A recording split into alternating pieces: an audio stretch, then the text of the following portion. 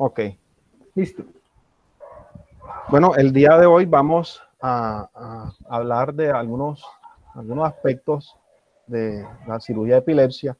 Yo le he puesto como título Principios básicos de cirugía de epilepsia, con base en la experiencia, bastante poca experiencia que he podido adquirir en un centro neurológico como es el FIRE, donde se encuentran muchos casos de epilepsia y con los cuales he tenido la oportunidad de compartir con muchos de ustedes algunos conocimientos y algunos casos.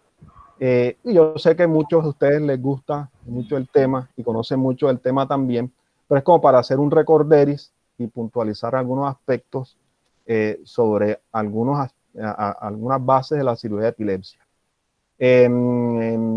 Como bibliografía he tomado en parte los libros de Engels, los libros de Luders, algunos artículos, pero sobre todo la experiencia que hemos tenido allá en el Hospital Neurológico FIRE. La cirugía de epilepsia es un tema bastante amplio. Podríamos decir que cada diapositiva que yo coloque acá podría ser desarrollada como un tema aparte, como una charla aparte o como un libro inclusive aparte. Comencemos a hablar algo de historia. La epilepsia surgió con la humanidad, ¿sí? Existen descripciones ya en épocas de la antigüedad. Los babilonios en el año 700 años de Cristo describieron la enfermedad o la presencia de epilepsia como una enfermedad demoníaca. En esta tablilla babilonia, en escritura cuneiforme, se describe inclusive la posibilidad de muerte por esa enfermedad demoníaca.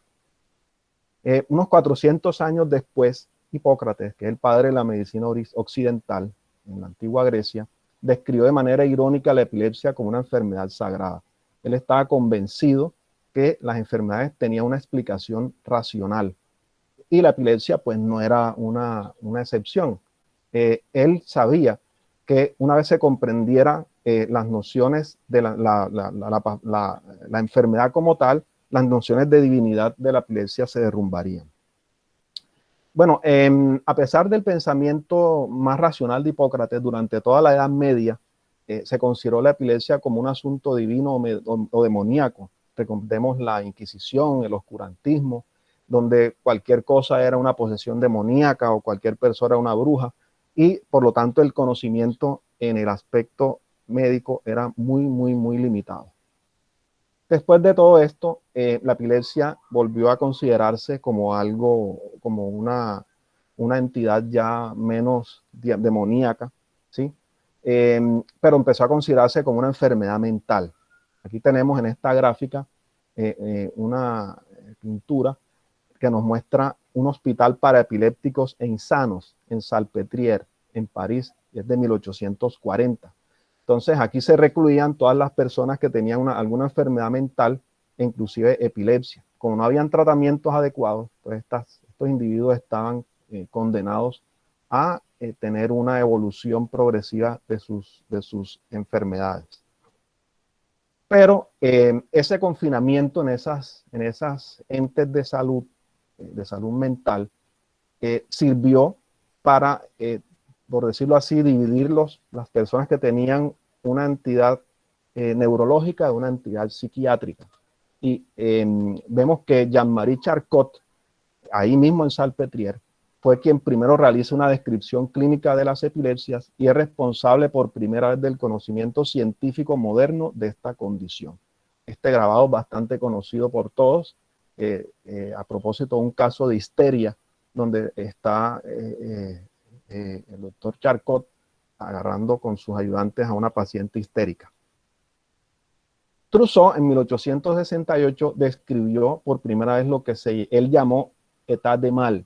10 años después se le llamaría estatus epilépticos, lo cual es importante porque se reconocía las causas de mortalidad de la epilepsia, no solamente por estado epiléptico, sino también por el aumento de la mortalidad que tiene esta entidad en términos generales en las personas que lo padecen. Comenzando entonces con la historia de cirugía de epilepsia, ella es paralela con la historia de la neurocirugía. Recordemos que en épocas preincaicas, en en América, así también como en Europa, en la Edad de Piedra, realizaban trepanaciones, trefinaciones y otra serie de manipulaciones en el cráneo, en ocasiones con cierto objetivo de tratamiento. Pacientes que tenían fracturas deprimidas, incluso lesiones tumorales, los llevaban a cirugía, pero algunas personas que estaban poseídas por el demonio, entonces también le hacían trepanaciones, trefinaciones y otra serie de artilugios ahí en la cabeza. Pero realmente la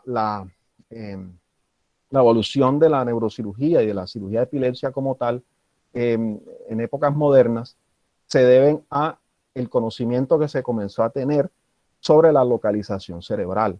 Paul Broca demostró en 1876 que algunas lesiones cerebrales producen alteraciones del lenguaje. Él en un paciente que se llamaba Le Borgne, ese era su apellido, le decían Tan, porque el paciente desde su juventud dejó de hablar y empezó a decir solamente la palabra tan, y lo observó. Él también sufría de epilepsia y sus crisis empezaron a incrementarse, tuvieron que hospitalizarlo, hizo una hemiparesia posteriormente de tantas crisis y de eso hizo una gangrena y el paciente fallece, y cuando le hace su necropsia, él encuentra que en el lóbulo frontal del lado izquierdo, él encontró una lesión bastante característica, y por eso se le denominó a esa área de Broca. Con estos aspectos ya determinados por Broca, Hicksig y su asistente Fritz demostraron que la estimulación de ciertas áreas cerebrales proporcionaban ciertas respuestas motoras. Ellos utilizaron estímulos eléctricos en perros sin anestesia para demostrar que ciertas áreas del cerebro producían movimiento de cierta extremidad. Estos estudios y los previos, ¿sí?, hicieron pensar a Jackson, que era un neurólogo, que la epilepsia focal era una manifestación de irritación cortical, lo que generó a la idea, junto con Victor Horsley, neurocirujano, de que la remoción de este foco irritante podría ser un tratamiento para la epilepsia. Por lo tanto, la primera cirugía realizada con objeto de mejorar la epilepsia fue hecha por Horsley en 1886 en un paciente de nombre James B.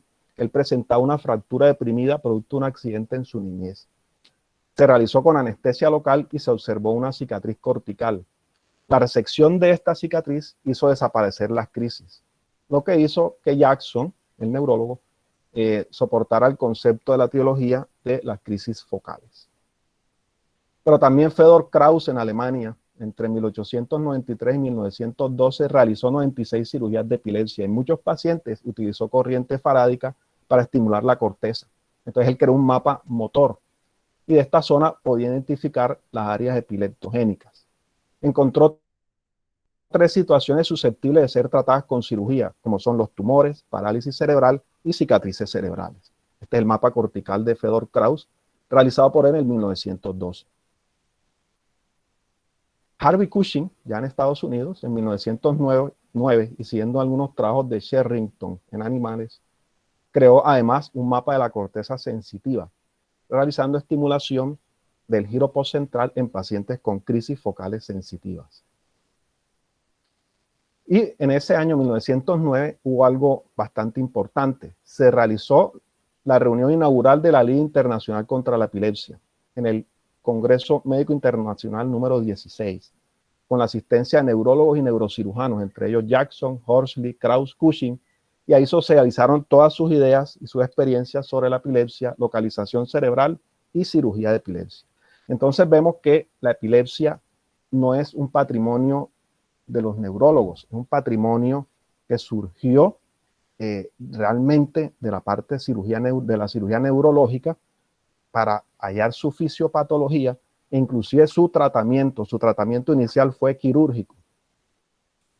Posteriormente, Penfield y Jasper introducen el electroencefalograma, que fue desarrollado por Berger en Alemania,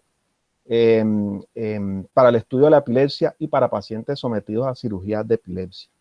Fue el mismo Penfield quien realizó la primera lobectomía temporal o instauró la lobectomía temporal para tratamiento de la cirugía de epilepsia. Este es el esquema realizado por Penfield, ¿sí?, de la primera cirugía de lobectomía temporal en su récord quirúrgico. Pero en 1952 él publica este artículo, ¿sí?, donde describe su técnica quirúrgica y sus resultados, que eran muy alentadores para el tratamiento de la epilepsia refractaria de origen temporal. Vemos que él utilizó una incisión bastante curiosa, muy diferente a la que hoy en día realizamos en forma de interrogación, y una craneotomía que abarcaba también no solamente el lóbulo temporal, sino frontal, parietal y la parte posterior del lóbulo temporal. Él lo publicó en esta revista, que es Annals of Surgery, en octubre de 1952. Pero entonces surgieron los medicamentos para la epilepsia. El bromuro de potasio desde el siglo XIX lo utilizaban, pero era muy tóxico y no se toleraba para su uso crónico. En la década de los 20 surgió el fenobarbital, la fenitoína, y con el paso del tiempo empezó a encontrarse su efecto anticonvulsivante, además de sedante y antiarrítmico en el caso de la fenitoína. Y la carbamazepina para remate surgió en el año 53 y se utilizó para la epilepsia a partir de la década de los 60. Es por esta razón que la epilepsia dejó de ser una entidad neuroquirúrgica para pasar a ser una entidad médica o neurológica. ¿Por qué? Porque se encontró que la mayoría de los pacientes mejoraban con las medicaciones antiepilépticas. Claro está que el boom de la medicación con posterioridad demostró que un 30% de los pacientes tratados con cualquier tipo de tratamiento medicamentoso antiepiléptico son refractarios. Entonces hablemos ahora sí de la epilepsia refractaria y la neurocirugía como continuación de la charla que el doctor Claudio nos dio en la anterior presentación. Nos aclaró bastante qué es la epilepsia refractaria. Ahora pasaremos a puntualizar algunos aspectos de la epilepsia refractaria y la parte ya quirúrgica. Todos los neurocirujanos estamos en contacto con patologías caracterizadas por crisis y que son susceptibles de manejo neuroquirúrgico. Tenemos las lesiones tumorales, las lesiones vasculares, cisticercosis, lesiones traumáticas, entre otras. Pero la cirugía de epilepsia el término cirugía de epilepsia se enfrasca en aquellos pacientes que son refractarios o resistentes a fármacos. Como mencioné, el 30% aproximadamente de todos los pacientes con epilepsia son resistentes a fármacos. Aquí tenemos algunas de esas patologías, los que vemos todos los días, un pequeño tumor, una pequeña fractura. Yo creo que estas fracturas sí pueden producir convulsiones. Este hematoma epidural, y tenemos acá una malformación arteriovenosa. Pero existen algunas entidades que son proclives a producir refractariedad en los pacientes que tienen epilepsia. Tenemos algunos síndromes que son algunos síndromes epilépticos, como son el síndrome de Lennox-Gastaut, el síndrome de West y el síndrome de Landau-Kleffner, entre otros. La esclerosis mesial temporal. El 70% de los pacientes que tienen epilepsia del lóbulo temporal por esclerosis mesial son refractarios. Las displasias corticales, los tumores de bajo grado, entre otras. Por ejemplo, alguna facomatosis, como el síndrome de Sturge-Weber, el síndrome de Rasmussen, algunas anomalías, esquizencefalias, trastornos congénitos, entre otras. Bueno, recordemos que es un aceptable control de crisis. Un aceptable control de crisis es tener menos de una crisis al año. Esto es relativo a factores sociales o profesionales, a qué tanto modifican la calidad de vida de las crisis, el tipo de crisis o si son crisis nocturnas. Entonces sabemos que un aceptable control de crisis es tener menos de una crisis al año, pero es relativo porque si esa crisis es una crisis que solamente es nocturna, bueno, pues es algo que afecta menos la calidad de vida del paciente. Pero en general se toma el criterio de tener menos de una crisis al año. Y la definición de refractariedad, que es la intratabilidad, se considera cuando existen los 2 años sin aceptable control de las crisis. 2 años consecutivos sin aceptable control de crisis. Esto asociado a la respuesta que tengan los pacientes al medicamento. Primero debe haber un diagnóstico de epilepsia adecuado. A ese paciente se le coloca su dosis mínima eficaz, ¿sí? El paciente que es diagnosticado de nuevo con epilepsia, se le coloca su dosis, que se le va iniciando con la dosis mínima. Si el paciente se controla con esa dosificación, bueno, no es refractario y sigue su tratamiento. Si no se controla, se incrementan progresivamente las dosis con estudios de nivel sérico. Y si no se controla, pues se debe utilizar la dosis máxima tolerada, inclusive más alta que el nivel sérico. Si aparecen signos de toxicidad, debe cambiarse la medicación. En ese caso, se cambia la medicación y se sigue el mismo esquema. Se va incrementando la dosis y si no se controla, pues ya consideramos que el paciente es refractario. Cuando el paciente presenta criterio de refractariedad, debe ser remitido a un centro de cirugía de epilepsia, ya que podría beneficiarse de un procedimiento quirúrgico. Aproximadamente, como dije anteriormente, el 30% de los pacientes con epilepsia son refractarios al tratamiento médico. Recordemos la mortalidad de la epilepsia. Es una entidad que nos produce una disminución de la expectativa de vida importante. Su mortalidad no solamente está dada por el estatus, que tiene una mortalidad alta, sino por todas las situaciones que produce una crisis. Puede tener un accidente, una quemadura, un traumatismo, la presencia de un hematoma subdural crónico, en fin. Bueno, un paciente cuando llega a una institución de epilepsia, ¿sí? Se le hace una evaluación. Yo aquí coloqué lo que realizamos de evaluación en el centro de epilepsia, ¿sí?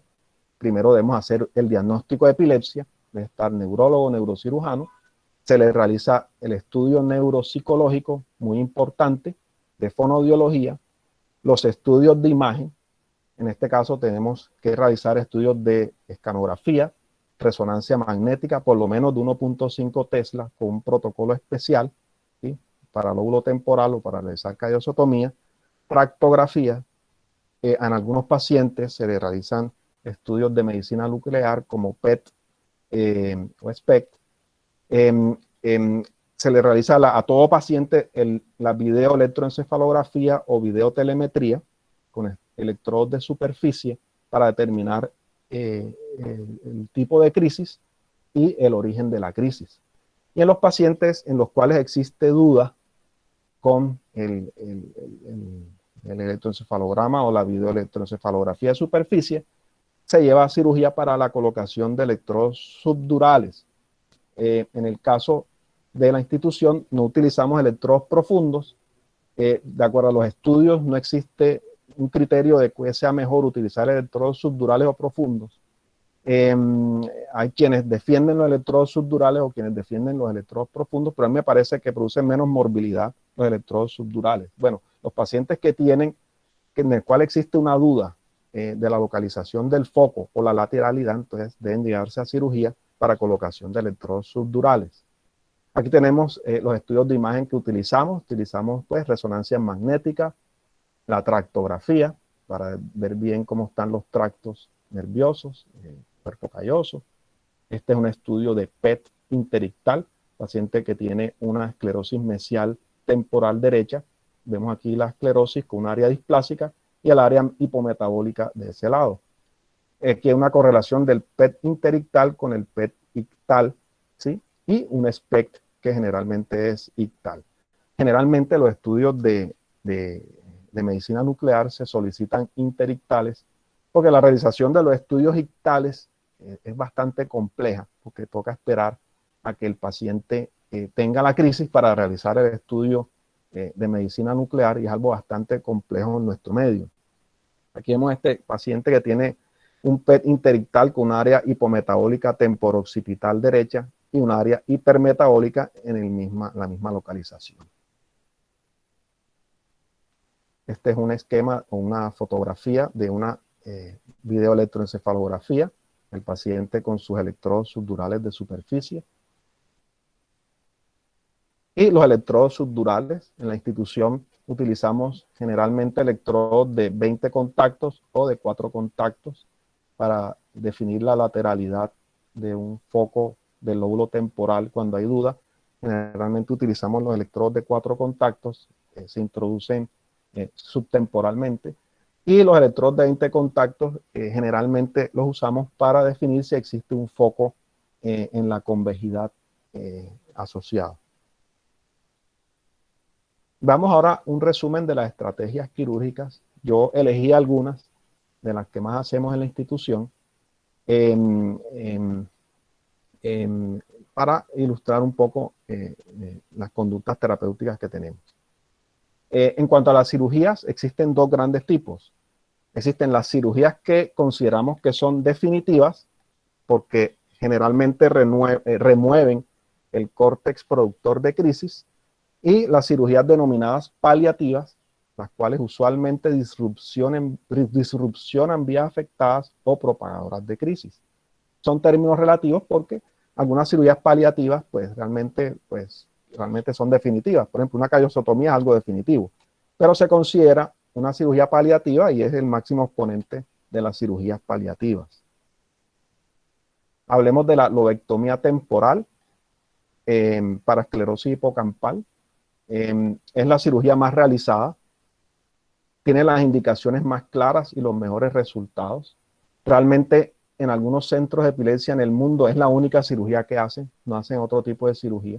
Pues son centros de cirugía de epilepsia, pero solo hacen lobectomía temporal. ¿Por qué? Porque realmente es la que más efecto benéfico tiene. Los pacientes tienen una indicación muy clara, ¿sí? Cuando existe una esclerosis mesial, aunque no siempre existe una esclerosis mesial y se puede tomar la conducta de llevar al paciente a cirugía. Puede haber una imagenología completamente normal o una lesión como un angioma cavernoso o una malformación de otro tipo, o una displasia sin esclerosis o un tumor de bajo grado. Más o menos el 70% de los pacientes que se les realiza una lobectomía temporal con su indicación quedan libres de crisis. Entonces, un paciente tiene una epilepsia del lóbulo temporal, por lo común es refractario. El 70% de los pacientes con epilepsia del lóbulo temporal es refractario. Se lleva a cirugía y el 70% quedan libres de crisis. Y más o menos un 20% más o 25% más tiene una disminución sustancial y ostensible del número de crisis. Los candidatos son pacientes que tienen esclerosis del lóbulo temporal, una resonancia que demuestre esclerosis hipocampal unilateral. Esto es relativo porque muchos pacientes tienen esclerosis hipocampal de ambos lados. En ese caso, dependiendo del lado que sea descargante, ese sería el lado que se escoge de la cirugía. Y cuando existe duda, el paciente debe pasarse a la colocación de los electrodos subdurales. Y a veces descargan de ambos lados de todas formas. Bien, la confirmación electroencefalográfica del inicio de crisis del lado de la esclerosis, y algo muy importante que es el estudio neuropsicológico. Debe existir algo que se denomina convergencia, es decir, paciente que tiene crisis del lóbulo temporal derecho, por ejemplo, que demuestra una esclerosis hipocampal del lado derecho y que tiene un déficit, un defecto, una alteración de la memoria no verbal, entonces tiene el principio de convergencia y a ese paciente se le realiza una lobectomía temporal derecha. Aquí tenemos un paciente que tiene una esclerosis mesial derecha, ¿sí? En la imagen de resonancia. En cuanto a la técnica quirúrgica, existen ciertas variaciones en lo descrito en la literatura, pero más o menos lo que nosotros realizamos es lo descrito, ¿sí? Se coloca el paciente en posición supina con la cabeza girada 20 a 30 grados con la horizontal. Se realiza una incisión frontotemporal, pero ya preferimos pues, realizar una incisión de interrogación de Penfield. Se incide el músculo temporal.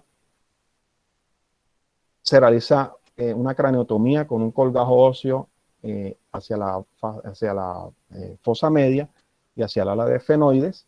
Se realiza una incisión dural en C, que se ubica el lóbulo frontal, el valle de Silvio. Aquí tenemos el lóbulo temporal. Y esta línea punteada nos indica el área de la corticectomía para resecar en bloque el neocórtex temporal. Empezamos aquí en la primera circunvolución, ¿sí? Aquí estaría la parte anterior, la parte más posterior, de la primera circunvolución se reseca la parte más inferior, dejando la parte más superior para el final, por succión. Y esta parte del neocórtex se reseca en bloque. Entonces se miden de 4 a 4.5 centímetros desde la punta del lóbulo temporal a lo largo del giro temporal medio. Y se realiza una incisión entre el giro superior y medio o sobre el giro superior, como ya mencioné. Se remueve parte de T1, T2 y T3. Y T1 se remueve subpialmente. Posteriormente se ubica la superficie ependimaria del cuerno temporal. Ahí podemos encontrar, ya ubicando el cuerno temporal, el hipocampo y la amígdala, ¿sí? Ubicamos bien nuestro hipocampo, se ubica la amígdala y se succiona la amígdala. La amígdala se reseca por succión, teniendo en cuenta con mucho cuidado, porque medial a ella está la cintilla óptica. Entonces se reseca el hipocampo y el uncus, ¿sí? Aproximadamente unos 3 centímetros de hipocampo y el uncus. Y posteriormente se cierra por planos. Aquí tenemos un esquema coronal donde está el lóbulo temporal, ¿sí? Aquí existen varias maneras que los autores describen para resecar el neocórtex. Nosotros realizamos algo similar a esto, ¿sí? Y ubicamos posteriormente el cuerno temporal y el hipocampo. Posteriormente se reseca esta porción del giro parahipocampal, el hipocampo, teniendo en cuenta siempre las relaciones que el hipocampo tiene medialmente con el tallo cerebral, la incisura del tentorio y los vasos sanguíneos que allí concurren. Está en la arteria coroidea y la arteria cerebral posterior. Aquí tenemos una figura del hipocampo, se reseca unos 3 centímetros y la amígdala que se encuentra por acá se succiona. Estos vasitos son los que más nos complican la existencia al tratar de sacar en bloque el hipocampo. La amígdala se succiona, pero el hipocampo debe sacarse en bloque para que el patólogo pueda hacernos el diagnóstico de lo que tiene el paciente. Estos vasitos deben coagularse y cortarse, teniendo cuidado de no desgarrarlo de esta arteria, que es la arteria coroidea. Complicaciones de la lobectomía temporal. Bueno, realmente son pocas las complicaciones que hemos tenido. Ninguno de nuestros pacientes han tenido complicaciones graves, ni déficit motor, ni verbal. Pero se describen la presencia de hemiparesia, cuadrantanopsia homónima, hemianopsia homónima, parálisis del tercer o cuarto par, meningitis, que es una complicación ya infecciosa, problemas con la memoria verbal o déficit en la memoria visoespacial. Estas situaciones de acá sí podrían verse con cierta frecuencia, pero recordemos que son pacientes que ya vienen con un déficit previo. Generalmente un paciente que tiene una esclerosis mesial del lado izquierdo, que tiene una atrofia del lóbulo temporal del lado izquierdo, tiene problemas con la memoria verbal. Y en ocasiones uno los interviene y la memoria verbal incluso mejora. O pacientes del lado derecho tienen un déficit de la memoria no verbal. Ahora, la hemiparesia se describe usualmente como complicación de un accidente vascular, sea por coagulación de la arteria coroidea, lo mismo que la hemianopsia homónima. La cuadrantanopsia homónima puede ocurrir si profundizamos mucho la resección de la sustancia blanca por lesión del asa de Meyer.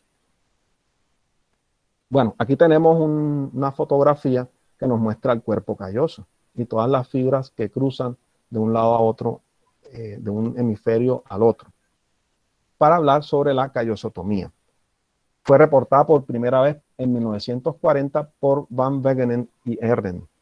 Su fin es interrumpir las vías del sistema nervioso central que intervienen en la generación de las crisis, para evitar las crisis primarias y secundariamente generalizadas. Como les mencioné antes, es una cirugía de tipo paliativo. Como mencioné, para crisis primaria o secundariamente generalizadas, pero de estas, las crisis atónicas son las que más se benefician, o las personas que sufren de crisis atónicas. Su fin es disminuir la frecuencia de las crisis y morbilidad asociada. Si un paciente tiene crisis tónicas, clónicas, tonicoclónicas o atónicas y no es candidato para resección focal, es un paciente que es candidato para una callosotomía. Aquí caben los pacientes que tienen epilepsia generalizadas, inclusive con algunos síndromes epilépticos como Lennox-Gastaut, o pacientes que tienen epilepsia multifocal no lesional que generaliza. estos pacientes se benefician de la callosotomía. Pero los pacientes con los drops attacks, es decir, crisis atónicas de caídas, son los pacientes que más se benefician. Cabe destacar estos pacientes con drops attacks, que tienen hasta 300, 400 crisis al día. Son pacientes que están en un estado muy deplorable, llenos de heridas, traumas, chichones, calcificaciones subgaleales por las traumas que han tenido.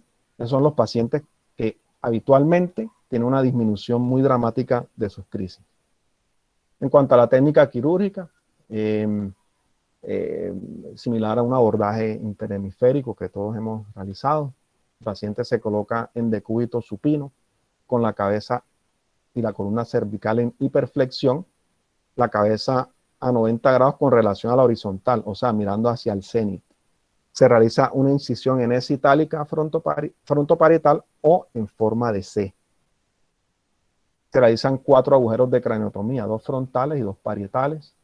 Yo prefiero realizar 2 agujeros sobre el seno, uno frontal, uno parietal, y los otros 2 sobre la sutura coronal, y de esta manera no he tenido ninguna complicación importante con el sangrado.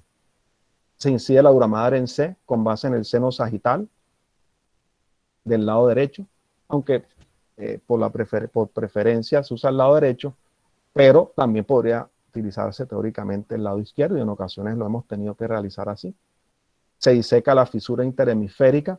Hay que tener mucho respeto por las venas de drenaje, venas puente, la vena de Trolar, las venas puente que van hacia el seno sagital, teniendo en cuenta que existe mucha variabilidad anatómica de ellas, y ojalá teniendo algún estudio imagenológico vascular previo para anticiparnos a la anatomía venosa de esta región.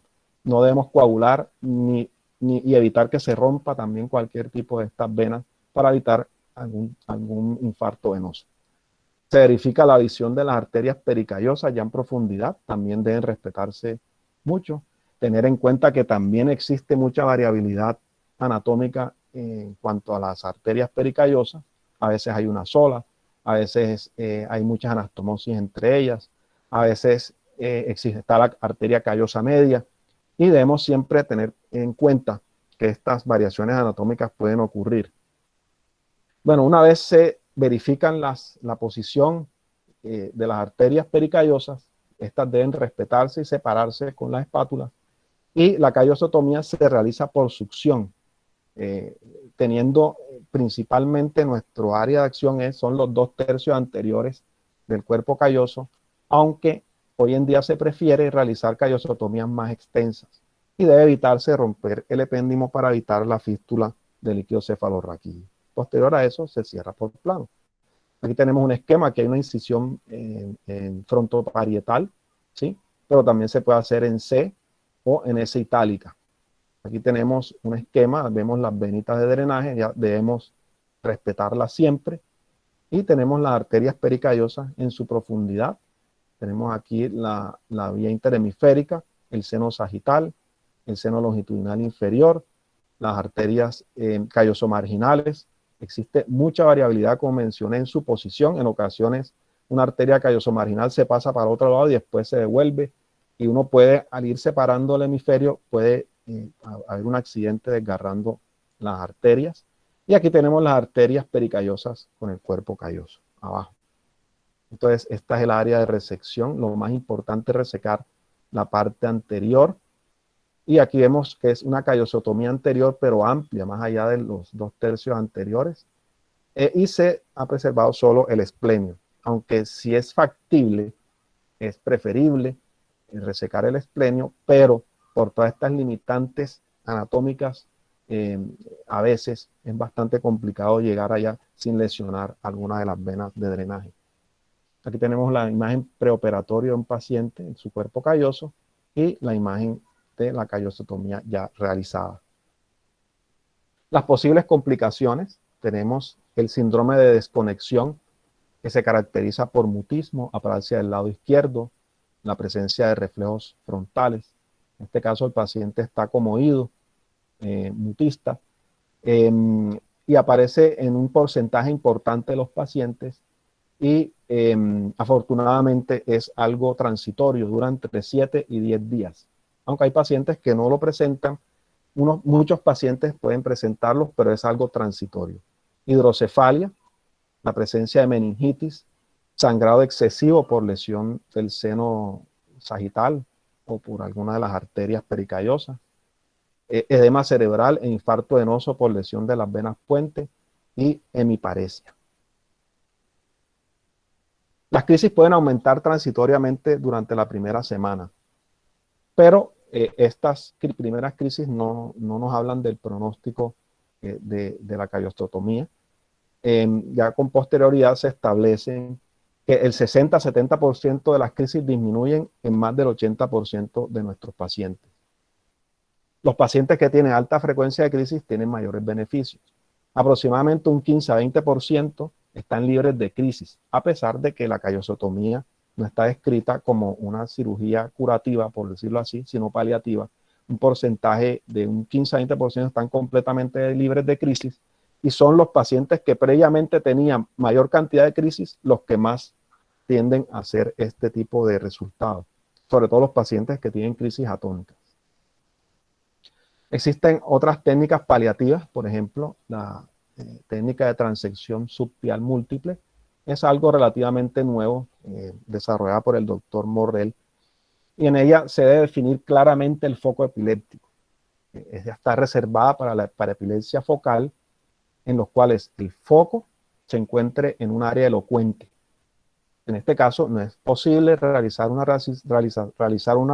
resección del foco, ¿sí? Por lo tanto, se realiza la técnica de transección subpial múltiple. También cuando existe un foco, ¿sí?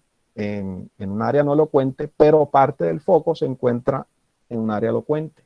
En ese caso se combinaría, por ejemplo, una lobectomía temporal, una lobectomía frontal, con una transección subpial múltiple del área elocuente. En este caso debe hacerse una craneotomía adecuada de acuerdo a la localización de la lesión. Siempre realizar una estimulación cortical intraoperatoria con despertar intraoperatorio. En este caso se localiza el área elocuente y se observa por medio de electrocorticografía qué zona descarga de esa área elocuente y se procede a realizar unos cortes en ángulo recto bajo visión microscópica con una separación de unos 4 a 5 milímetros en el giro. Pero cabe decir que de acuerdo a las revisiones, hay algunos resultados que son contradictorios. Aquí hay una imagen de la realización de los cortes en el giro. Esos cortes deben hacerse en toda la profundidad que afecte toda la columna y ese corte debe llegar desde la profundidad a la superficie hasta la zona más superficial para interrumpir la transmisión por las neuronas que son horizontales sobre la superficie cerebral. Es una cirugía paliativa para lesiones en áreas elocuentes en las que no se puede realizar una resección de la lesión. Y siempre ir acompañada de electrocorticografía y estimulación cortical para delimitar bien el foco epileptogénico. La hemiferectomía. Existen dos grandes técnicas de hemiferectomía. Tenemos la anatómica, ya poco usada, anatómica o clásica, y la hemiferectomía funcional. Tiene algunas indicaciones. En pacientes que tienen síndrome HHE, que es síndrome de hemiparesia, hemiatrofia y epilepsia. Naturalmente son pacientes que deben ser refractarios. La presencia de encefalitis de Rasmussen, que es una encefalitis de etiología no muy clara. Todavía no nos ponemos de acuerdo si es una entidad producida por un virus o algo puramente autoinmune, pero siempre es algo progresivo y va produciendo y produce en los pacientes las crisis focales que evoluciona a estatus focal y posteriormente a una atrofia del hemisferio. Es algo bastante dramático estos pacientes y su presencia de epilepsia refractaria. Hemimegalencefalia, displasias corticales dispersas y el síndrome de Sturge-Weber, que a veces también nos produce epilepsia refractaria, también es una indicación para realizar una hemiferectomía. Aquí tenemos Un paciente con un caso de una encefalitis de Rasmussen es un problema evolutivo. Al inicio la resonancia es normal, posteriormente hay un área de un hemisferio inflamado y posteriormente empieza la retracción y la disminución de volumen como observamos aquí. Aquí todavía hay un área de inflamación. Este es un paciente con un síndrome HHE, con una secuela vascular perinatal. Un paciente con un síndrome de Sturge-Weber y un paciente que tiene una hemimegalencefalia, además de un síndrome de lisencefalia paquigiria asociada. Aquí tenemos entonces el resultado postoperatorio de una hemisferectomía anatómica, la cual prácticamente está en desuso. Y la hemisferectomía funcional, que es esta. ¿En qué consiste la realización de una hemisferectomía funcional? El paciente, pues, se le realiza una incisión quirúrgica amplia, similar a como cuando se hace una craniectomía descompresiva, una incisión en forma de interrogación amplia, o una incisión arciforme amplia con base hacia temporal. Y debe realizarse una lobectomía temporal con amígdalo-hipocampectomía asociada a una resección del área sensorio-motora, es decir, el homúnculo motor y sensorial, es decir, el giro precentral y postcentral. Y a esto se le combina con una interrupción de las vías de la sustancia blanca frontal y occipital, es decir, una leucotomía frontal y una leucotomía occipital. Y todo esto con una callosotomía. De todas formas, es una cirugía bastante cruenta que no está exenta de posibles complicaciones, una mortalidad elevada. La hemisferectomía tiene de todas formas buenos resultados. Se dice que un 85% de los pacientes están libres de crisis o con una significativa reducción de las crisis. Bien, existen otras cirugías como son las resecciones focales, las lesionectomías, las topectomías, que son básicamente cirugías en las cuales se observa el foco y si la lesión está frontal, se puede hacer una lobectomía frontal o una lesionectomía frontal, generalmente utilizando electrocorticografía intraoperatoria. Y pues cada una de ellas sería como para una charla aparte, pero ahí mencioné las cirugías receptivas más frecuentes. Tenemos también el estimulador vagal, se considera una cirugía paliativa, es una técnica pues realmente bastante sencilla, no consiste en realizar ninguna intervención en el cráneo, sino colocar un estimulador en el nervio vago siempre del lado izquierdo. Este estimulador consiste en el aparato generador de pulso y un cable. Y el cablecito se enrolla sobre el nervio vago. Todos los neurocirujanos estamos familiarizados con la disección de las estructuras vasculares y nerviosas del cuello. Es relativamente sencillo encontrar el nervio vago.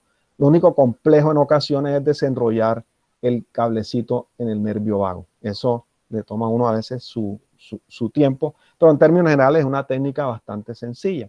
Se introduce el cable subcutáneo y el generador de pulso se coloca en un bolsillo subcutáneo en la región del tórax. Existen algunas teorías sobre su mecanismo de acción, que eleva el umbral epileptogénico por las conexiones nerviosas del nervio vago con el tracto del fascículo solitario y otras estructuras, e incrementa el número de neurotransmisores inhibitorios, pero aumenta los inhibitorios y disminuye los excitatorios. Este es el estimulador como viene. Anteriormente venía así, más pequeñito, ha ido aumentando su volumen como los celulares, cada vez vienen más grandes. Este último es más grande y la ventaja es que nos mide también el ritmo cardíaco, cosa que no hacían los modelos más antiguos.